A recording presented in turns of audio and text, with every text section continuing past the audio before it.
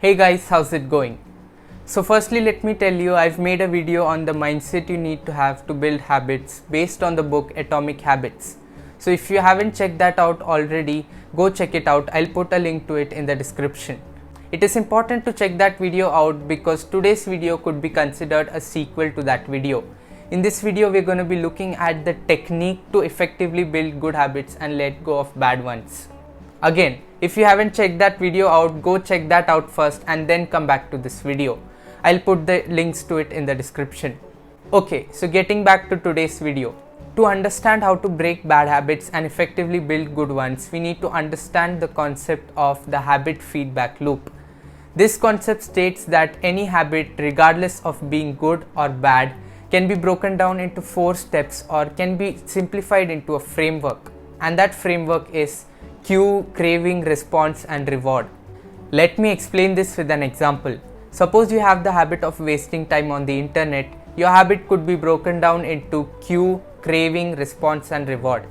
The cue being you feeling boredom or overwhelmed by the amount of work you have. And then you crave to get entertained and find an escape out of the anxiousness. And hence your response is opening the internet and wasting time. And finally, the reward you get out of it is being entertained and finding an escape. You feel satisfaction. This is what every habit you have can be divided into. Considering the title of this video, one effective way to build good habits and let go of bad ones is to hack your habits using this knowledge. Let me explain this further. So firstly, if you're trying to let go of a bad habit, make sure you make the cues less evident or visible throughout your environment or throughout your day. For example, if you have the habit of frivolously looking at your phone, make sure you keep it somewhere that it is less visible to you throughout the day. And if you have the habit of eating too much junk food, make sure you hide your junk food somewhere and make it harder to reach if possible. Now that's up to you to decide. Similarly, with good habits, try to make your cues more visible throughout your environment. For example, if you want to build the habit of exercising, make sure you keep your exercise shoes in a place where you usually like to chill or where it will be more visible to you throughout the day. Secondly, as discussed before, craving is the feeling you get which is triggered by the cue. But if you make your cues less visible throughout your environment, your cravings are less likely to pop up. But even if it does, you could replace its response with another habit. Let me explain this. So for the habit of checking your phone is the cue which triggers the craving to get satisfied by checking your phone or to get entertained. So in this case, you could replace your response with a smaller habit like drinking a glass of water whenever you get the craving to check your phone. So essentially, you're replacing the response for the craving you had by drinking water instead of checking your phone. In theory, this might not sound that impressive, but it does work quite well. That's one good habit with the help of another bad habit you're trying to let go of.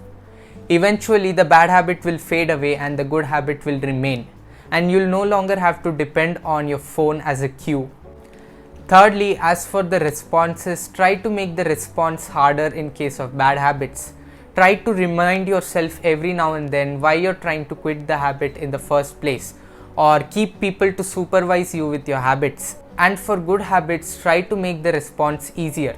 For example, if you're trying to build the habit of reading, instead of having to open the cupboard and search for a book, which involves a little bit of effort, place your book near your bed so that it is easier to reach and hence the response is easier. And lastly, in the case of bad habits, try to make the reward less satisfying. You could do that by, say, committing to punishing yourself whenever you indulge in a bad habit. For example, committing to punishing yourself with an hour of exercise every time you indulge in looking at your phone and wasting time. The opposite goes in the case of good habits. Try to make the reward more satisfying. Our brains tend to do things which are more satisfying and offer more reward. And the best way to make the reward more satisfying in the case of good habits is to start marking your progress. Start winning small daily battles against bad habits and start adopting good habits on a smaller scale and start recording your progress. At the end of a particular time period, say a month, you should feel good when you check your progress, and that's a great way to keep you motivated and keep you going. If you make the reward more satisfying, it will be much easier for you to stick with the habit. So these points were basically the 4 laws of behavior change in my understanding.